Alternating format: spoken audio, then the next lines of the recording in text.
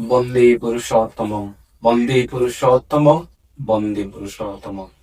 দাদা ও মায়েরা, কালচা কালীতলা সৎসঙ্গ আশ্রমের পক্ষ থেকে সবাইকে জয়গুরু। আমি শ্রী শ্রী ঠাকুর অনুকূল চন্দ্রের স্বহস্ত লিখিত সত্যানুসরণ থেকে পাঠ করে শোনাচ্ছি। কাজ করে যাও, কিন্তু আবদ্ধ হয় না। যদি বিষয়ের পরিবর্তনে তোমার হৃদয়ে পরিবর্তন আসছে বুঝতে পারো, আর সে পরিবর্তন তোমার বাঞ্ছনীয় নয়, তবে ঠিক যেন আবদ্ধ হয়েছ। কোন প্রকার সংস্কারেই আবদ্ধ থেকো না। একমাত্র পরম পুরুষের সংস্কার ছাড়া যা কিছু সব বন্ধন। তোমার দর্শনের বা জ্ঞানের পাল্লা যতটুকু, অদৃষ্ট ঠিক তারই আগে। দেখতে পাচ্ছ না, জানতে পারছ না, তাই অদৃষ্ট।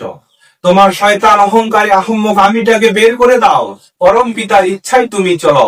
অদৃষ্ট তোমার কিছুই করতে পারবে না, পরম পিতার ইচ্ছাই অদৃষ্ট। তোমার সব অবস্থার মধ্যে তার মঙ্গল ইচ্ছা বুঝতে চেষ্টা করো। দেখবে কাতর হবে না, বরং হৃদয়ে সবলতা আসবে, দুঃখেও আনন্দ পাবে। কাজ করে যাও, অদৃষ্ট ভেবে ভেঙে পড়ো না, অলস হয়েও না।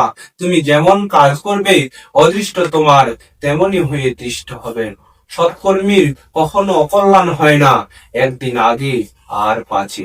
পরম পিতার দিকে তাকিয়ে কাজ করে যাও, তার ইচ্ছায় অদৃষ্ট।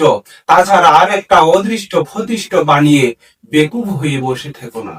অনেক লোক অদৃষ্টে নেই বলে হাল ছেড়ে দিয়ে বসে থাকে, অথচ নির্ভরতাও নেই, শেষে সারা জীবন দুর্দশায় কাটায়। ওসব আহাম্মকি। তুমি গেলেই অদৃষ্ট পুরনো, দর্শন নাই, অদৃষ্ট নাই, বললেন শ্রী শ্রী ঠাকুর অনুকূল চন্দ্র।